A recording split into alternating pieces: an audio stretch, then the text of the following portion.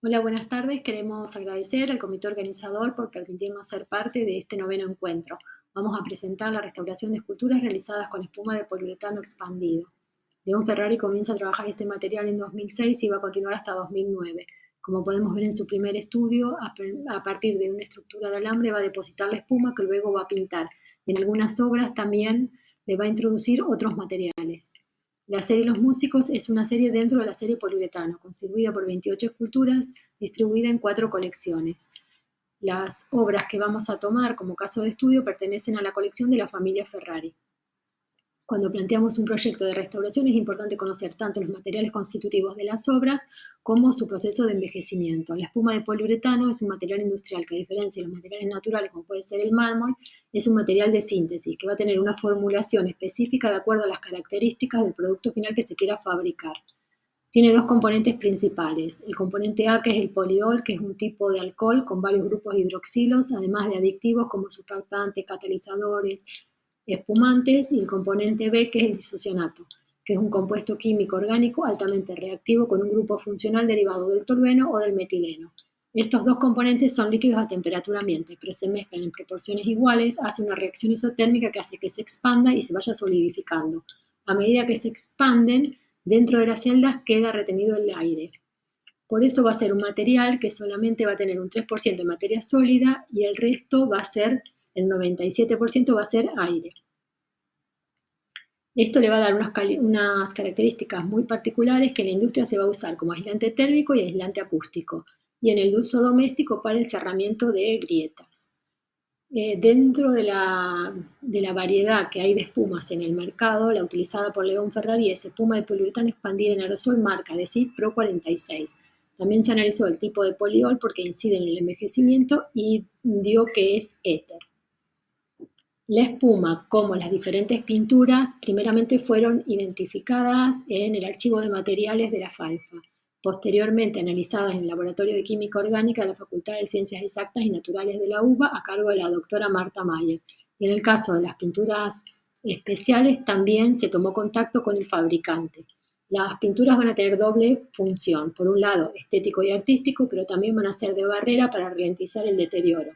Para saber la incidencia de la radiación ultravioleta se sometieron a una cámara de envejecimiento artificial en el laboratorio de plástico del INTI a cargo del ingeniero Pablo Rossi y se pudo evidenciar cómo las diferentes pinturas en mayor o menor medida hacían de barrera. Para plantear la propuesta de restauración, al tratarse de materiales plásticos, la zona de certeza en cuanto a la reversibilidad era bastante estrecha, porque los materiales utilizados en restauración muchas veces tienen la misma naturaleza físico-química que los materiales industriales usados por los artistas en sus obras.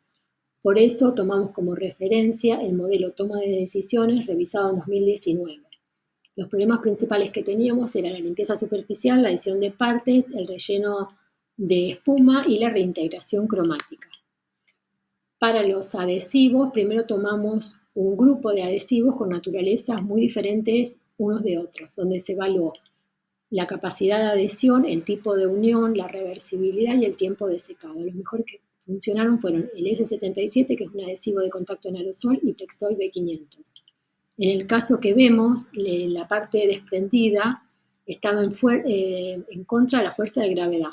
Además, estas piezas son muy difíciles de manipular y es difícil también de ejercer presión. Por eso el que mejor funcionó fue el S77. Cabe destacar que no se aplica el aerosol directamente sobre la obra, sino se aplica en una superficie aparte y sobre la obra se depositan solamente puntos de adhesivo con un pincel. En este caso, 3 puntos fueron suficientes. La diferencia con el Plextol es que necesitaba más cantidad de adhesivo, mayor tiempo de secado y de presión.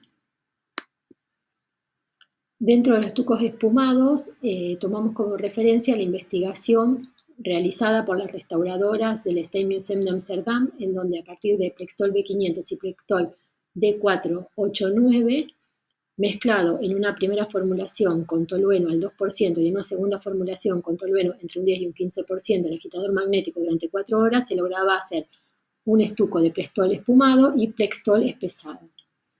Esto se podía mezclar luego con rayaduras de PET o rayaduras de PUR. En nuestro caso, para las faltantes muy superficiales, se utilizó Plextol espumado con Plextol B500 espumados. Y para las que tenían mayor profundidad, como máximo 2 centímetros, primero rayaduras de PUR y luego el Plextol espumado. Y funcionó muy bien.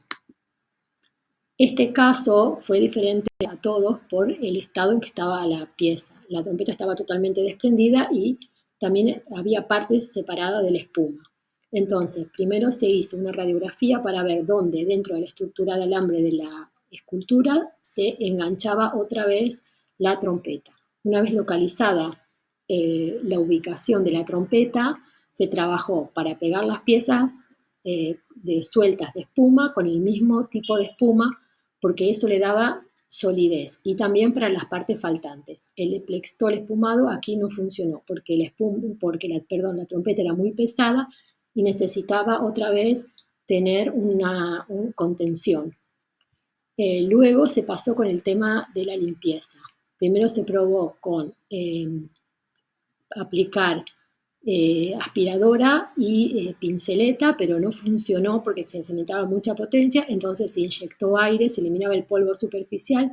En las concavidades donde aún quedaba polvo, se aplicaba una pequeña brisa de agua destilada y otra vez se le inyectaba aire, y ahí funcionó muy bien. La reintegración cromática se hizo con el mismo tipo de pintura y con aerógrafo. Consideraciones finales. Para realizar el proyecto de restauración se comenzó planteando los criterios de intervención. Se investigó la serie y los músicos en relación a la producción artística de León Ferrari. Se estudiaron los materiales constitutivos y su proceso de envejecimiento. Sin embargo, en nuestro caso de estudio se plantea cierta atención en cuanto a la reversibilidad, que nos lleva a una segunda reflexión. ¿Qué es lo auténtico que debemos conservar? La respuesta sobre la autenticidad queda ahora sin responder, si tomamos en consideración la opinión de León Ferrari, que por un lado lo que le interesaba de esta técnica eran las formas que azarosamente se creaba cuando él dejaba depositar la espuma, y por otro lado su propuesta de conservación, que fue hacer copia en materiales más tradicionales y estables, como podemos ver en la pantalla. El músico de la izquierda es de poliuretano y el de la derecha es una copia en bronce. Muchas gracias.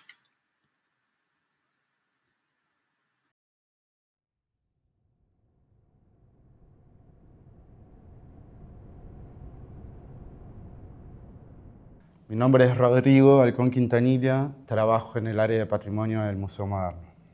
Soy Diamela Canosa, conservadora del Museo de Arte Moderno.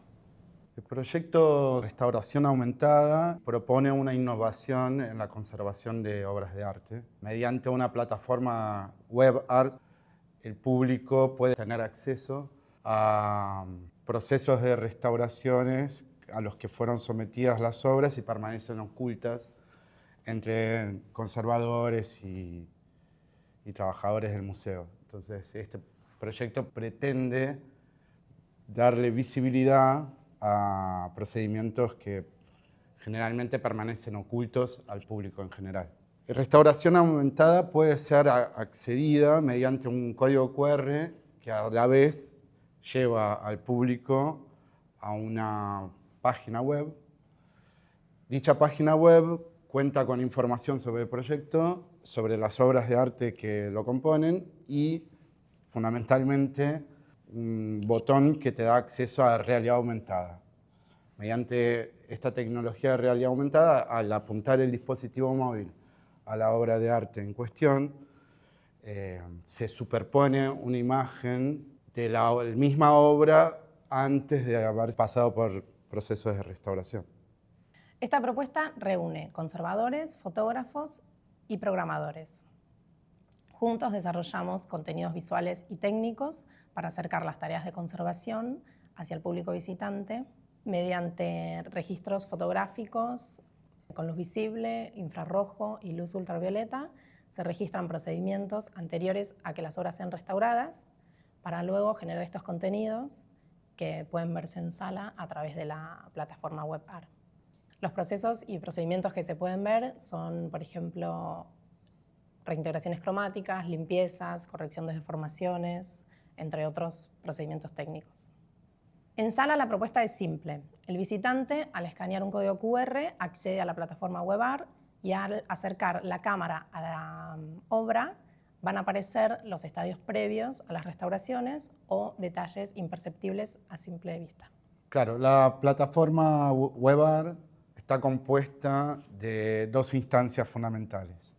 La experiencia de realidad aumentada, programada con un software que se llama Unity, y por otro lado, código HTML con JavaScript que te da el entorno, es la plataforma en la que se aloja realidad aumentada. Una vez realizadas las fotografías, nosotros tenemos acceso a dichos archivos digitales. Lo que hacemos es tomar la imagen de la obra exhibida como imagen objetivo, se llama. Entonces, el dispositivo móvil, al reconocer esa imagen, te trae mediante realidad aumentada esta imagen de archivo con el estado previo al de exhibición. En la obra Abstracción de Juan del Prete podemos ver unas reintegraciones cromáticas que fueron el resultado final de varios procesos y procedimientos que se llevaron a cabo de restauración. En la obra Tres Formas Blancas de Juan del Prete, lo que se representa mediante realidad aumentada es una imagen infrarrojo que deja ver trazos ocultos a simple vista. En la obra Azul con estructura de Maldonado, lo que podemos ver es una imagen fotografiada con luz ultravioleta que deja ver repintes e intervenciones anteriores. Parte importante de esta plataforma es el glosario, que se desarrolla a partir de las técnicas recién mencionadas por las que atravesaron las obras. Estamos trabajando en la posibilidad de incorporar inteligencia artificial para tener una mayor interacción con el público mediante la posibilidad de consultas y respuestas y otros ejemplos vinculados a dichas técnicas reunidas en el glosario. Esto complementa la mirada educativa que tiene la plataforma y la idea de poder acercar al público las tareas de conservación que preservan el patrimonio.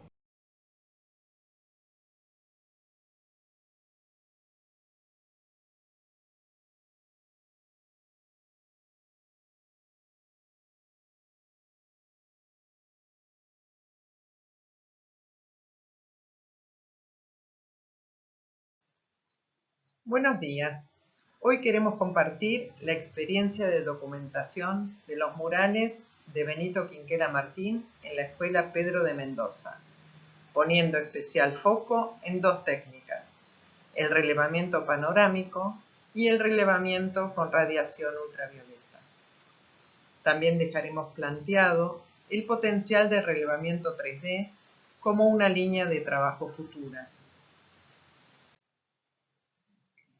Estos murales, realizados entre 1933 y 1938, ocupan un lugar central en el patrimonio argentino.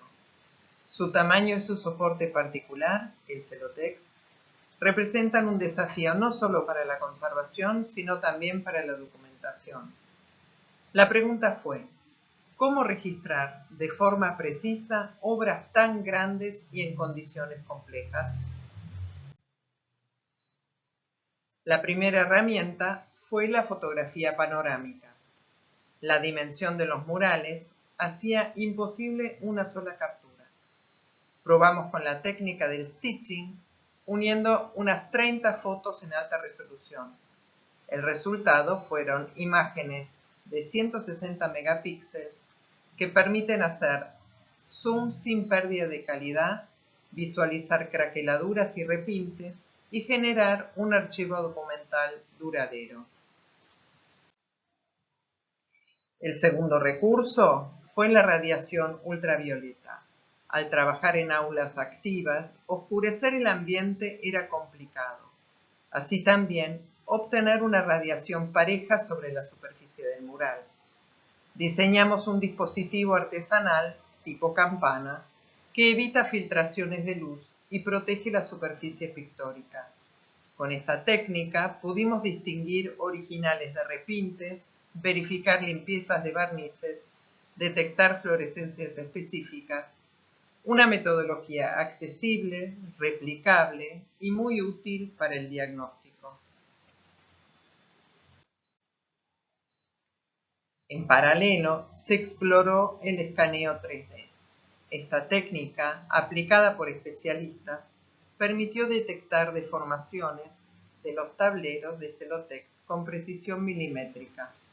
A futuro pensamos que la integración entre panorámica, UV y modelos 3D puede brindar un panorama integral, tanto visual como volumétrico. En conclusión, las panorámicas y las tomas UV resultaron complementarias y muy efectivas. Fue necesario improvisar herramientas para superar limitaciones, lo que muestra como la creatividad también forma parte de la documentación. El 3D, por su parte, se proyecta como un campo aún más fértil para seguir profundizando. Quisiera cerrar con una idea. Estos relevamientos no se limitan a registrar daños o intervenciones. También son una forma de volver a mirar los murales, de redescubrir su técnica y su historia y de abrir puertas a nuevas investigaciones interdisciplinarias. Queremos expresar nuestro agradecimiento a la Escuela Pedro de Mendoza, al equipo de restauradores y técnicos que acompañaron este proyecto y a la Universidad Nacional de San Martín por brindar el marco institucional para la investigación. Asimismo, agradecemos a la organización del Congreso por ofrecernos este espacio de intercambio que enriquece el trabajo colectivo en la conservación del patrimonio. Muchas gracias.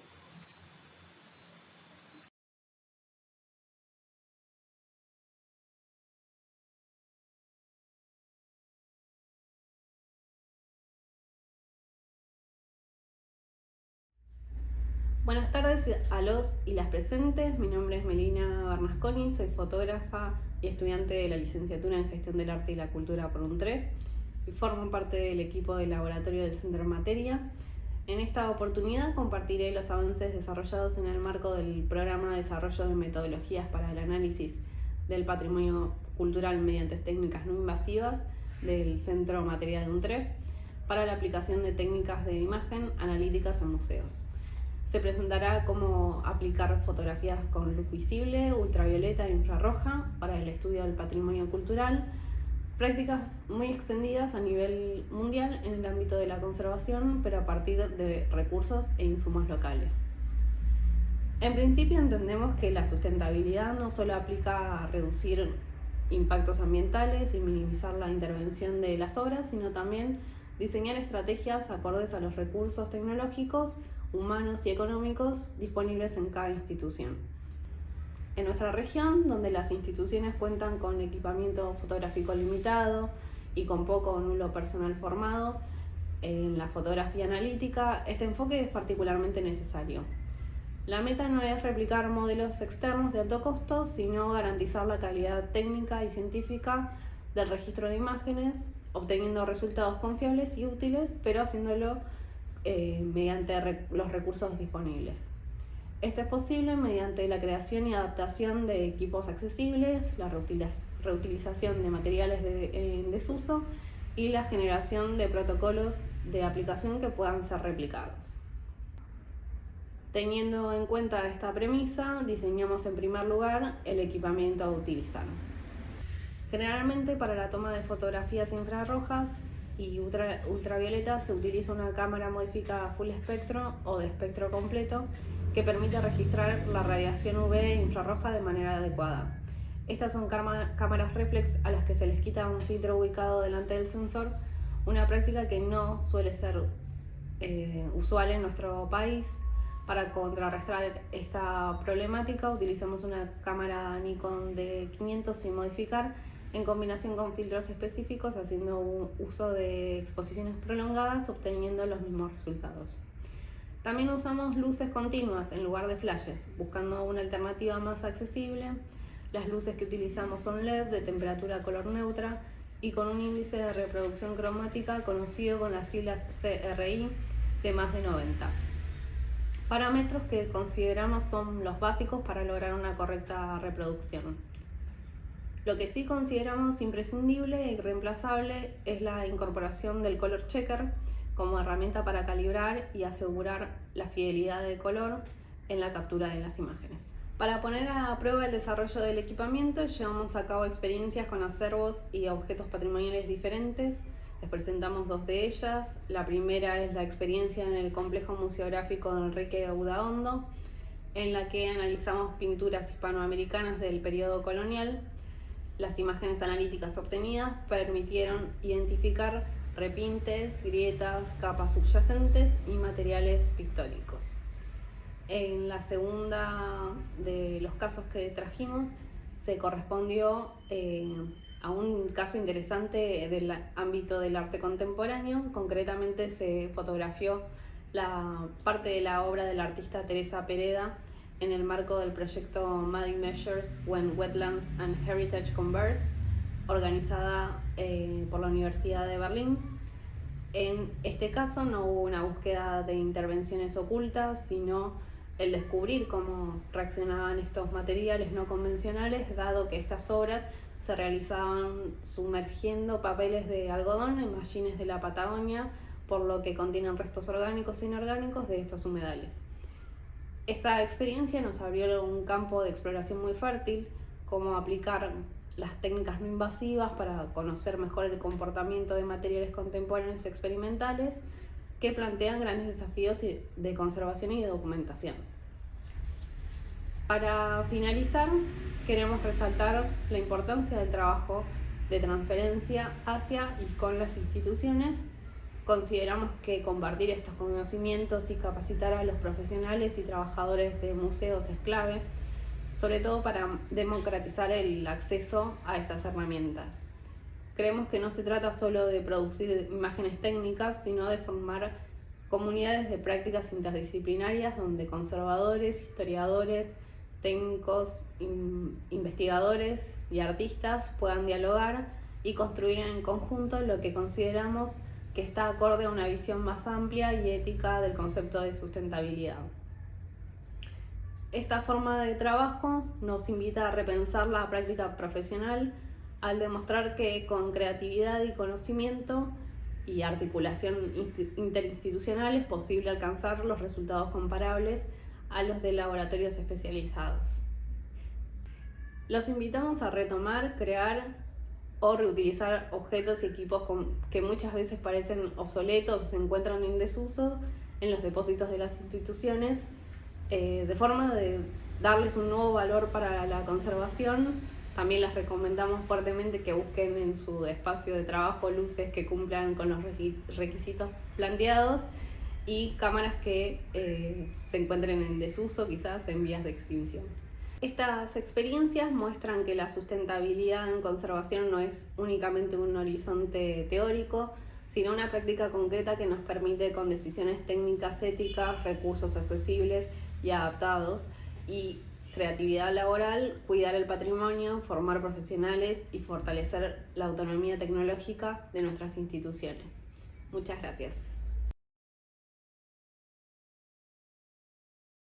Dentro de los sistemas de autenticación de piezas de arte se encuentran los estudios técnicos no invasivos de obra, como es el caso de los registros fotográficos de rayos X, bajo fluorescencia ultravioleta y aquellos registros fotográficos que se realizan mediante radiación infrarroja.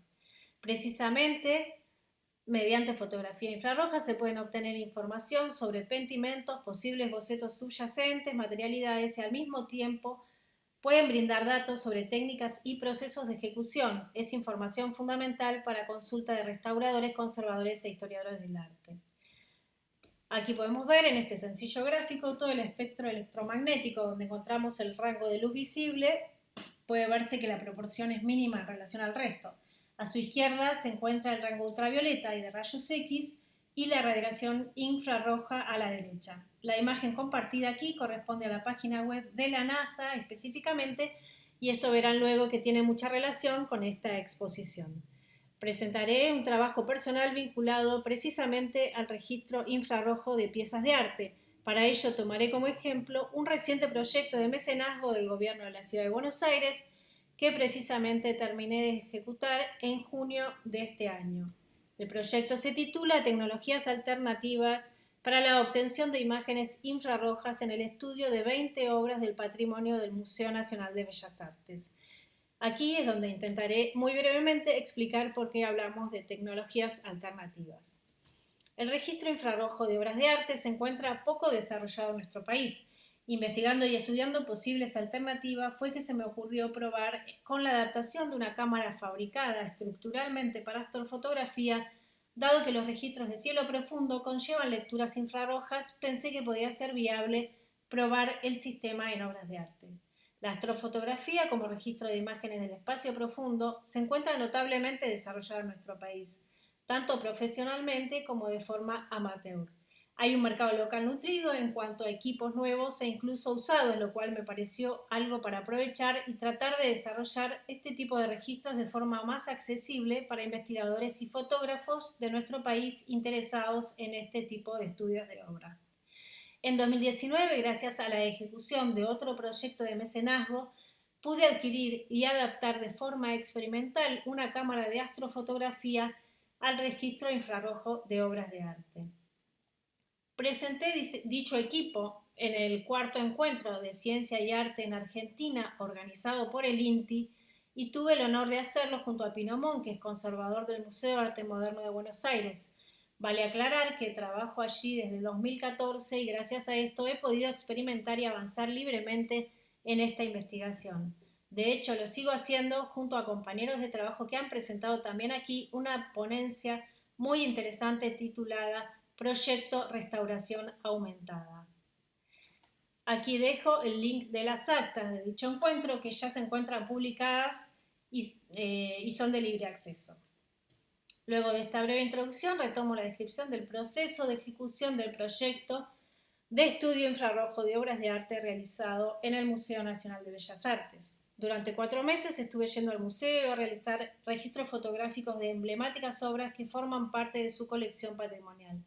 Mayormente las jornadas se desarrollaron los días lunes, que el museo se encuentra cerrado al público. Todas las imágenes infrarrojas obtenidas en los estudios realizados fueron entregadas al equipo de conservación del museo y ya forman parte del legajo de cada obra estudiada. Desde ya que están obviamente a total disposición para sus propios y posteriores análisis e investigaciones. Aquí podemos ver algunas de las piezas estudiadas.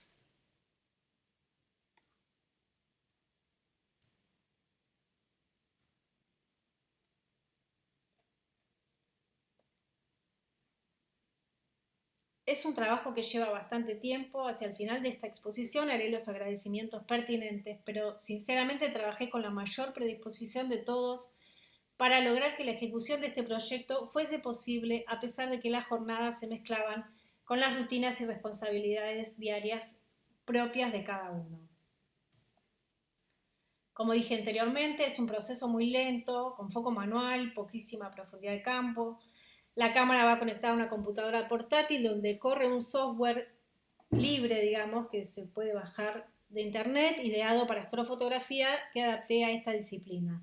Siempre suele ser muy útil realizar tomas comparativas del mismo encuadre, modificando los distintos sistemas de iluminación y posición de cámara. Utilizo luz halógena de 1000 watts y un panel de LED infrarrojo de 850 nanómetros. Ambos tipos de fuente las adquirí en el mercado local.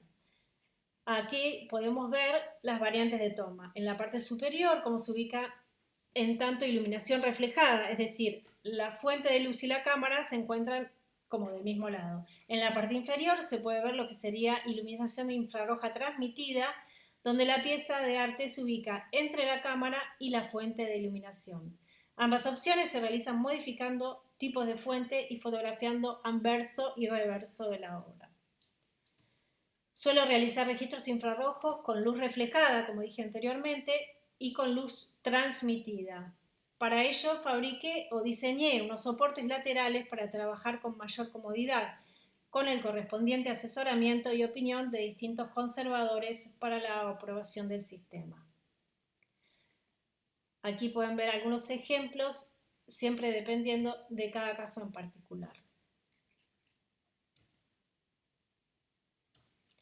En los casos que las piezas eran muy grandes, o sea, de grandes dimensiones, optamos por resolverlo de esta manera. Bueno, finalmente los agradecimientos a Mariana Marchesi por haber creído y apoyado en el proyecto, a Mercedes de las Carreras por haber estado desde el principio hasta el final decidiendo qué obras íbamos a estudiar y gestionando todos los procesos, al equipo de gestión de colecciones, a conservadores, la gente de montaje, técnicos de iluminación, a personal de seguridad del museo y bueno, a todos los que están aquí escuchando esta exposición, muchas gracias. En este video presentaremos la ponencia titulada Conservación preventiva con enfoque sustentable en el Museo de Arte Contemporáneo Beato Angélico de la UCALP. La investigación fue coordinada por el arquitecto Mauro García Santa Cruz y la licenciada Jimena García Santa Cruz, ambos profesores e investigadores de la Facultad de Arquitectura y Diseño de la Universidad Católica de La Plata, en Argentina. Vamos a presentar una serie de proyectos de investigación pertenecientes a la línea temática Conservación preventiva y sustentabilidad en museos, que tienen como caso de estudio el Museo de Arte Contemporáneo Beato Angélico. Participan en estos proyectos profesores y estudiantes de la Facultad de Arquitectura y Diseño. Las investigaciones se realizan en el Instituto de Investigación en Arquitectura y Territorio, con el financiamiento del Programa de Fortalecimiento de Trayectorias de Investigación de la Universidad Católica de La Plata. Este proyecto fue seleccionado para participar del Premio ICOM a la práctica del desarrollo sostenible en museos, un premio que es otorgado por el Consejo Internacional de Museos.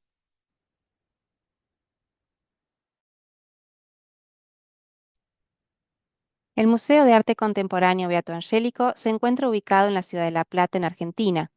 La región se caracteriza por un clima templado húmedo con veranos cálidos. El edificio fue construido a comienzos del siglo XX y refuncionalizado como museo en la década de 1980. El museo cuenta con 9 espacios de exhibición y un acervo de más de 900 obras de artistas contemporáneos. La colección es heterogénea en sus temas, técnicas y materiales. Es posible encontrar obras de artistas de gran trayectoria junto a jóvenes emergentes, tanto nacionales como extranjeros, por lo que es un acervo representativo del arte de diferentes generaciones. En su patrimonio se encuentran las esculturas monumentales donadas por Antonio Sassone, la colección de íconos surgida de la distinción Beato Angélico, los murales de Eduardo Migo y el mural de Raúl Soldi, realizado en colaboración con la ceramista María del Carmen Bruni. La colección es heterogénea, conservando obras de arte tradicional, así como innovadoras y digitales. Para identificar el nivel de sensibilidad de la colección patrimonial del museo, se realizó una investigación de las diferentes técnicas y soportes de las obras de arte que conforman el acervo, con el objetivo de caracterizar y clasificar la colección. Si consideramos las tipologías identificadas, el 48% son pinturas, el 16% son esculturas, el 16% grabados, el 8% son obras de técnica mixta, el 6% son dibujos. La nueva definición del museo, aprobada en 2022 por ICOM, reconoce la importancia de la sostenibilidad, la accesibilidad, la inclusión y la diversidad. El concepto de sostenibilidad es entendido desde las dimensiones ambiental, cultural, económica y social. La conservación preventiva se define como las acciones indirectas implementadas en el entorno próximo a los bienes, con el objetivo de minimizar o evitar su deterioro. Estas medidas se realizan sobre el contexto y no interfieren con los materiales de los propios bienes. La Declaración sobre Directrices Ambientales recomienda que el clima local sea considerado para la determinación de las condiciones ambientales, con el objetivo de que los museos puedan reducir su huella de carbono y mitigar los efectos del cambio climático. En el marco de los trabajos de campo desarrollados en el Museo Beato Angélico entre los años 2020 y 2025, se realizaron distintos estudios de conservación preventiva y monitoreos ambientales en las salas de exhibición del museo. En particular, se analizaron las variables temperatura y humedad relativa, radiación visible, radiación ultravioleta y radiación infrarroja. Desde el 2020 realizamos mediciones continuas de las variables de temperatura y humedad relativa en las distintas salas de exhibición del museo. A partir de los valores registrados, realizamos una serie de gráficos que facilitan el análisis de estas variables. Vemos en la diapositiva un histograma de temperatura y humedad relativa que grafica esas variables durante los meses de febrero de los años 2020 a 2023. La mayoría de los valores medidos de estas variables se encuentran dentro de los rangos recomendados. Solamente durante el verano de 2023 se registran valores fuera de esos rangos y coinciden con días donde se registró una ola de calor en la región. Con la participación de investigadores y estudiantes, realizamos mediciones del nivel de radiación visible y del nivel de radiación ultravioleta en las distintas salas de exposición del museo y en el patio de esculturas. Recientemente, también comenzamos a realizar relevamientos con termografía infrarroja en las distintas salas de exposición. Esta técnica no destructiva permite realizar análisis del comportamiento térmico de los materiales, detectar la presencia de humedad, identificar infiltraciones de aire y evidenciar procesos de deterioro en bienes patrimoniales. La nueva definición del museo reconoce la importancia de la sostenibilidad, la accesibilidad, la inclusión y la diversidad. Al mismo tiempo, durante los últimos años se modificaron los parámetros de climatización para la conservación preventiva de las colecciones de museos. Estas actualizaciones responden a un enfoque más sustentable, que considera los desafíos climáticos globales. Consideramos que la caracterización de la colección, según las tipologías de obra de arte y su origen, permite conocer de forma específica la diversidad de materiales presentes en las obras de arte contemporáneo del museo.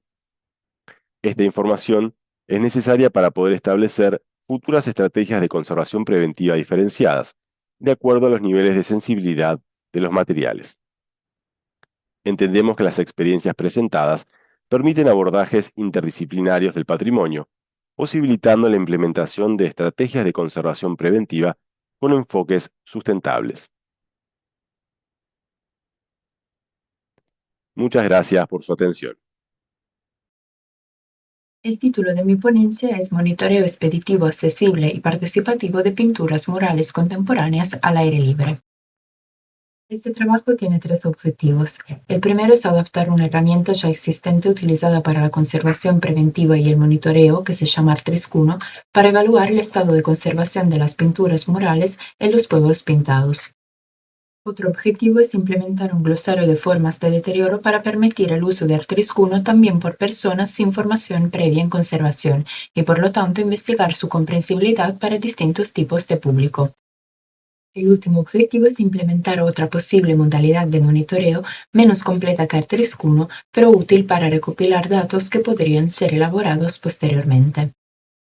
Los pueblos pintados son pueblos cuyas paredes han sido decoradas con murales que relatan principalmente su historia y o sus tradiciones. En Italia hay muchos, como se puede ver en el mapa. En esta diapositiva es posible ver ejemplos de murales en algunos de los pueblos pintados italianos que han sido estudiados hasta ahora: Ceviana di Cadore, Arcomeggia, Dozza y Sarmede. Todos están en el norte de Italia. Con respecto al primer objetivo del trabajo, Artriscuno es un sistema de evaluación del estado de conservación de las obras que fue adaptado para pinturas murales y que permite calcular un índice de deterioro a partir de las formas de degradación presentes en ellas. Es por lo tanto una herramienta flexible en el sentido de que puede adaptarse a diferentes tipos de obras. Es rápida y por su estructura se puede pensar en compartirla con las municipalidades de los pueblos pintados para que la utilicen en el monitoreo de las obras del lugar. El primer paso para su utilización es identificar las formas de deterioro visibles en la superficie de las obras.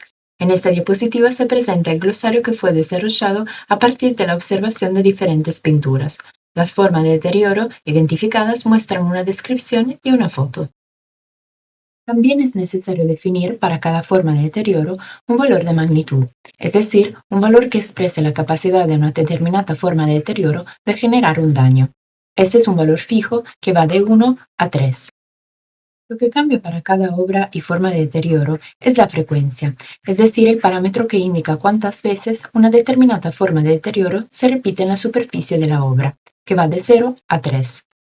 A través de la frecuencia y la magnitud se obtiene un valor de intensidad para cada forma de deterioro. La suma de estos valores de intensidad para cada obra, dividida por la suma de las intensidades en el peor caso posible, aquel en el que las frecuencias de las formas de deterioro son todas iguales a 3, permite obtener un valor porcentual que corresponde al índice de deterioro. La frecuencia puede calcularse de diferentes maneras. A continuación se explican dos. La primera se basa en una inspección visual realizada únicamente observando la obra in situ y asignando valores de frecuencia en la tabla vista anteriormente. Los valores se asignan según la percepción de quien realiza la inspección, por lo que resulta bastante subjetivo.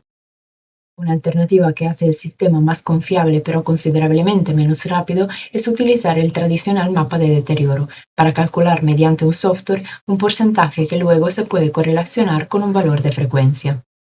Los valores del índice de deterioro obtenidos con ArcTrisk-1 pueden incorporarse en un mapa que permite visualizar la disposición de las obras con diferentes niveles de deterioro dentro del pueblo pintado que se está considerando. La repetición de esta evaluación con ArcTrisk-1 a lo largo del tiempo permite el monitoreo de la obra. Para entender si el glosario es lo suficientemente intuitivo y fácil de comprender y para evaluar si el uso de un procedimiento como ArcTrisk-1 podría resultar útil y aplicable en el pueblo, se elaboró un cuestionario que fue enviado a las oficinas de las distintas municipalidades italianas, del cual llegaron las respuestas a las preguntas que se ven a la izquierda en la diapositiva. En general, las preguntas se refieren a la facilidad de comprensión del glosario, si el monitoreo podría ser llevado a cabo también por personas sin formación específica en conservación, si el monitoreo es accesible a nivel económico y si esta operación de monitoreo periódico podría resultar útil. Con el mismo objetivo de obtener información sobre la comprensibilidad del glosario, se elaboró un cuestionario en línea para trabajar con los estudiantes del curso de Métodos y Técnicas para la Conservación y Restauración de la Pintura 2 de la Universidad Nacional de San Martín en Buenos Aires. Este se compartió mediante el escaneo de un código QR. El glosario, como se mencionó anteriormente, es funcional para el uso de la herramienta ArcTrisk-1, que permite, si se repite a lo largo del tiempo, monitorear las obras en su contexto. Existen también formas de monitoreo que no trabajan con el índice de deterioro, pero son igualmente útiles ya que permiten recopilar imágenes de las obras a lo largo del tiempo, las cuales una vez archivadas quedan disponibles para cuando sea necesario revisar la evolución del deterioro de la obra. En esta diapositiva se muestra un soporte para teléfono que fue instalado por CostSnap en un punto a lo largo de la costa del Río de la Plata en Colonia del Sacramento, Uruguay, para monitorear la evolución de las costas tomando fotos siempre desde la misma posición. Las fotos luego se comparten a través de diferentes tipos de redes sociales. Lo mismo se puede hacer en el caso de las pinturas murales incluso sin el soporte para teléfono. Las imágenes pueden compartirse siempre a través de un código QR, en este caso conectado a un formulario de Google, que permite organizar las imágenes en carpetas correspondientes, cada una dedicada a una sola obra, y pueden ser cargadas por cualquier persona que visite los murales. En conclusión, se puede decir que las limitaciones de ArcTrisk-1 son el hecho de que, aunque el método de inspección visual es rápido, a menudo lleva a sobreestimar los resultados, mientras que el uso de un mapa de deterioro es sin duda más preciso pero mucho menos expedito y no adecuado para el uso por parte de personas no expertas. Independientemente de este aspecto, para el cual se está buscando una solución, resulta útil el uso de cuestionarios para tener una idea del interés de las personas en el uso de este tipo de herramientas y en el monitoreo. Por último, se puede decir que, aunque aún no probado en la práctica, la recopilación de fotos por parte de los visitantes mediante un código QR se propondrá a las municipalidades como una forma simple y económica de monitorear las obras sin requerir esfuerzos particulares por parte de las municipalidades mismas. Este código QR es el que hace referencia al cuestionario desarrollado para entender cuán intuitivo es el glosario. Si quieren escanearlo y tratar de responder, nos ayudan a recopilar los datos. Muchas gracias por su atención.